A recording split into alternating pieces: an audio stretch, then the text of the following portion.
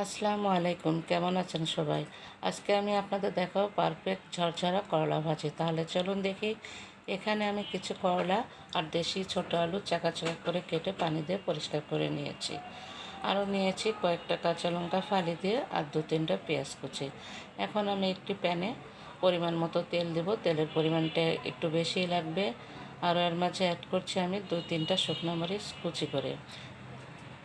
আরও অ্যাড করছি সামান্য পরিমাণ জিরাগুলো একটু লাল হওয়া পর্যন্ত অপেক্ষা করতে হবে।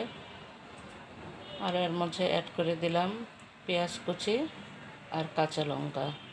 এখন আমার পরিষ্কার করে রাখা করলাগুলো এর মাঝে ঢেলে দেব।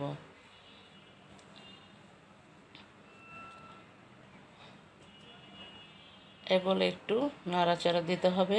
আরও এর মাঝে অ্যাড করছি আমি পরিমাণ মতো লবণ এবং পরিমাণ মতো হলুদ। এখন সবগুলো করলার সাথে যেন এগুলো ভালোভাবে মাখে সুন্দরভাবে নাড়াচাড়া করে দিতে হবে। দেখুন আমি উল্টাপাল্টা করে নাড়াচাড়া করে দিচ্ছি। এইভাবে আপনারা করলাগুলো ভাজবেন এবং চুলার আঁচটা মিডিয়ামে রাখবেন। হাই হিটে দিলে করলা ভাজিগুলো সুন্দর হবে না। দেখুন করলা ভাজি অনেকটাই হয়ে এসেছে, লালচে ভাব বাদামি কালারের মতো হয়ে এসেছে। আমার করলা ভাজা অনেকটাই রান্না কমপ্লিট। এখন এগুলো আমি উঠিয়ে নেব। আর এই করলা ভাজিটা খেতে এতই মজাদার যে আপনারা বাসায় আমার মতো এভাবে ট্রাই করবেন, দেখবেন গরম ভাত দিয়ে খেতে এতটাই সুস্বাদু যে আপনারা অনায়াসে 2 প্লেট ভাত খেয়ে ফেলবেন।